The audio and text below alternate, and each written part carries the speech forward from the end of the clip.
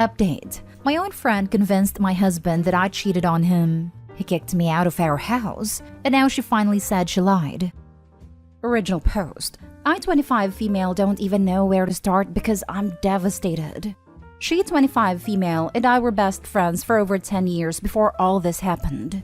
She was my sister, my friend, the person I trusted the most. But to her, I was never anything. Because if I had meant something to her, she wouldn't have stabbed me in the back just because I married the man she wanted. And this is important because she did all this for that very reason.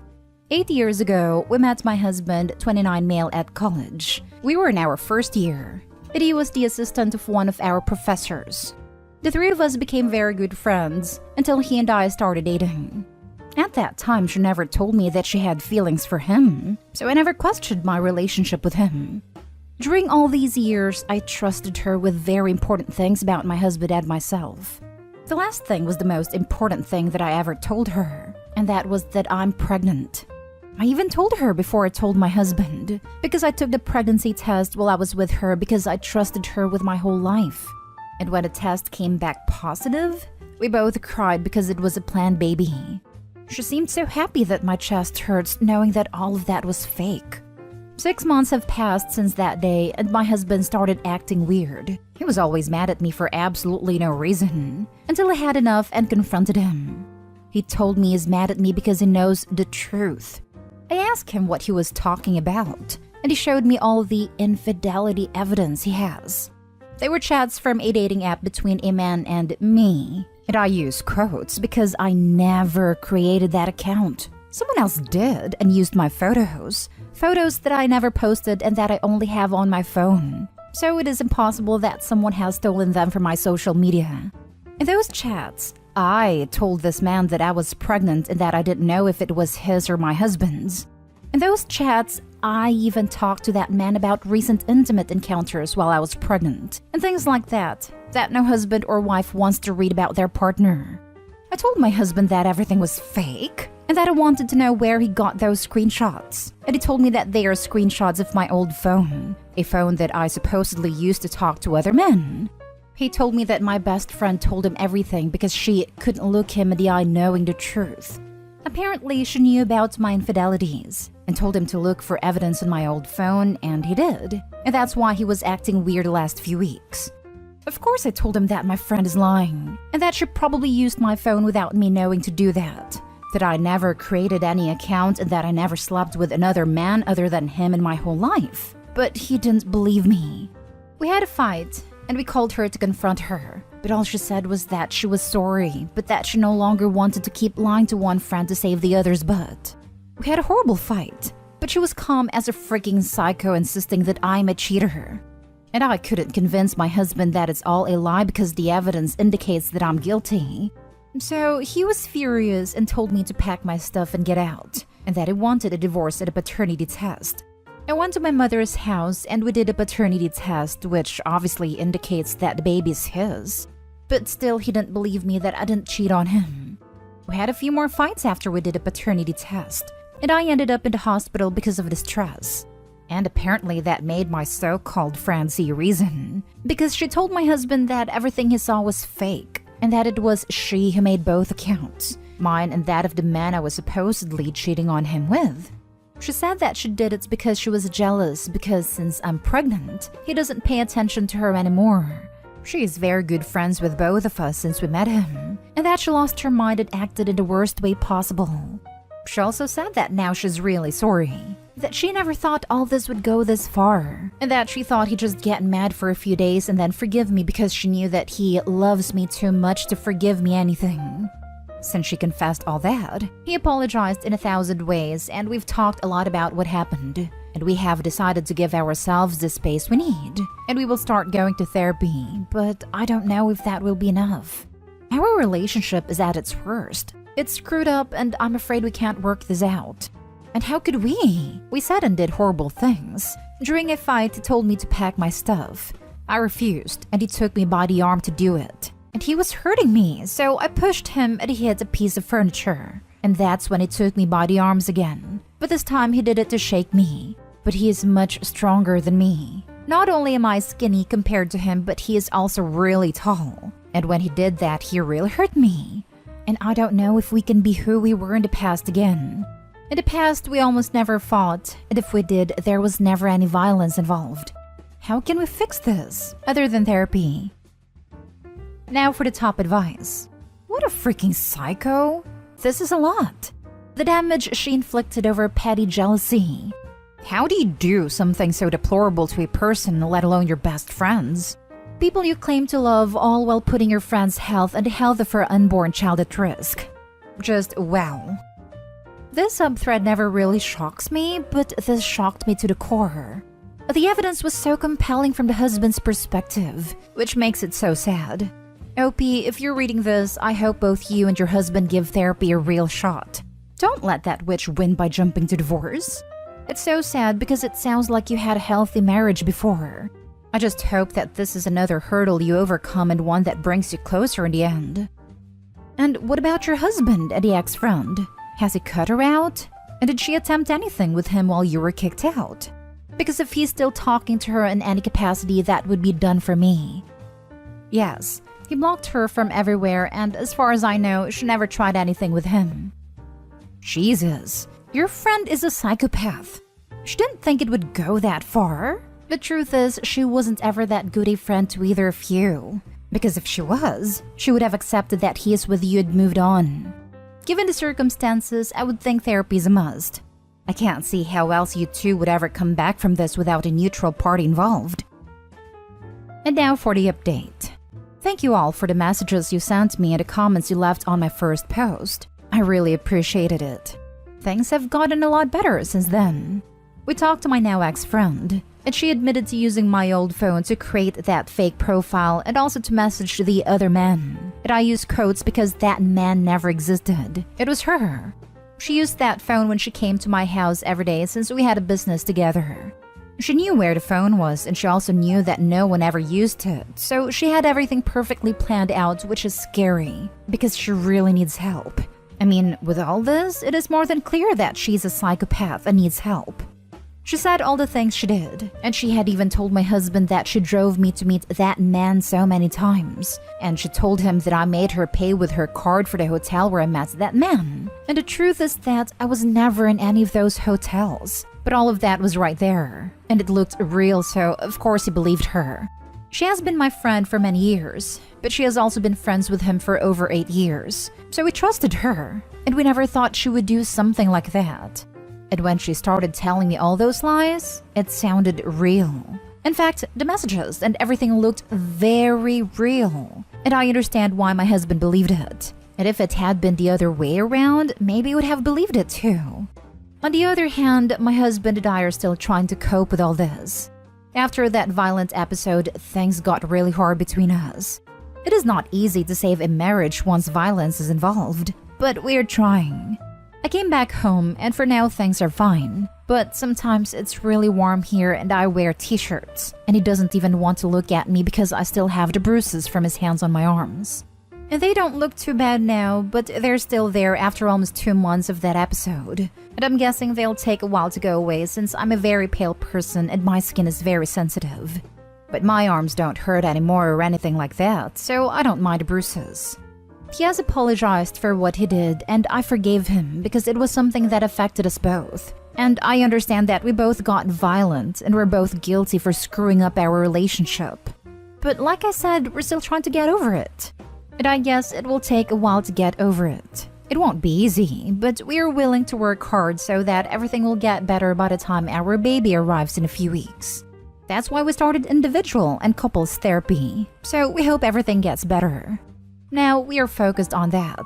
We are preparing her room and buying things for her. And for now, that's working. Our relationship is slowly getting back to how it was before. And I'm really happy about that because we've loved each other for 8 years. And the last thing I wanted was to throw away our relationship after all that time. Because I know how our relationship was, and I know that this was the first time that we both reacted like this. And we promised each other that it will never happen again, and we will do everything possible so that it does not happen again. So that's all. To put your relationship to the side, if you're still covered in bruises after almost 2 months, You really need to go see a doctor. That slow healing could be indicative of some larger health problem. If you're having some issues with, say, blood clotting, you want to have the doctors figure that out now, instead of while you were giving birth. Usually bruises clear up in a matter of 1 to 2 weeks. If you're still black and blue after around 8 weeks, that is something your doctor needs to know about ASAP.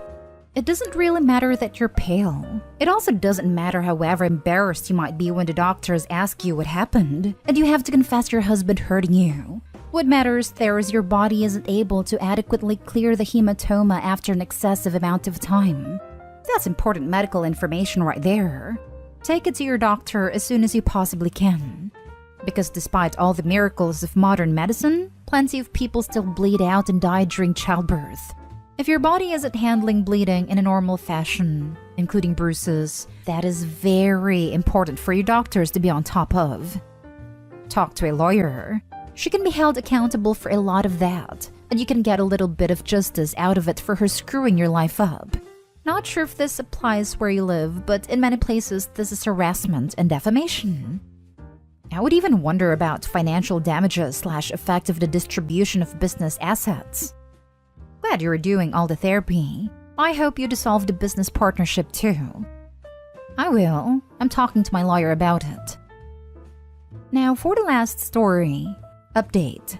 My 28 female boyfriend, 30 male, keeps hanging out with a girl he has feelings for. Original post. He said he's been trying to get over her since before me, and that he thinks that if he keeps trying, it'll go away. I told him it doesn't work like that, especially if we've already been dating 10 years, and he was already trying to drop his feelings for her before he met me. I feel like he's lying, and he truly just wants to keep his connection to her. He left to go hang out with her at 9 and it's now almost 4 in the morning for me. He told me it wouldn't come to this, and he wouldn't be out this long. He doesn't have a phone, so if I want to message him, I basically have to message her. He also refused to let me come along, even though her and I get along amazingly. She's made it clear she's not interested and already has a girlfriend. I've started packing my things because he hypothetically asked me what would happen if he didn't come home tonight, before he went out. I don't feel that there's anything left for me here. I made it clear that I don't think what he's doing is good for our relationship, but he went anyway. All he can ever say is that it's not his intention to hurt me.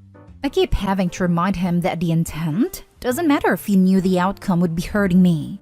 I need some help, support, and an exit plan. Now for the top advice before reading the update. He still thinks he has a chance with her, but is stringing you along as a backup. If the second she actually wants to go out with him, he will flat out dump you on the spot. You're better leaving because this isn't a healthy relationship. This is exactly what I've been thinking about. It's all based on her. If she moves, he will, regardless of what we've built together. Yes, you have no future with him because he doesn't want you. Sure to say.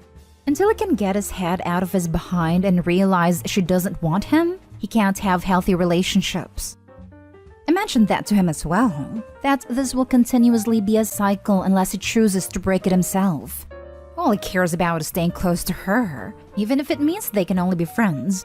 Well, back to packing. I really wish you well. In this instance, it was all on him. He ruined the relationship, not you. You deserve better and I hope you find it. Maybe someday. Thank you. And now for the update. I went to sleep and woke up to him cuddling me, which was very upsetting, especially after the night I've had. He came home around 5 a.m., a time he told me was only hypothetical and wouldn't really happen. We had a talk where I made it very clear that if this is how he loves me, then it's not the love I want anymore. He didn't want to tell me anything at all and just kept saying, I don't know, to every question I asked him. But if the situation were swept, he would need every detail. Matter of fact, I wouldn't have even been able to go. I packed the bulk of my belongings and have hidden them in easy-to-grab places. I've got 4 days left in my college course before I take my certification exam. I'm very glad he stayed out all night, because I've never felt this much love for myself since before meeting him.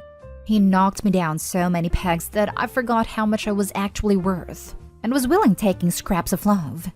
This isn't even the worst that he's done, and we should have been over a long time ago. Hate that I'm just fully realizing it now, but I'm glad I did it all. It hurts, but not as bad as staying as someone's second choice.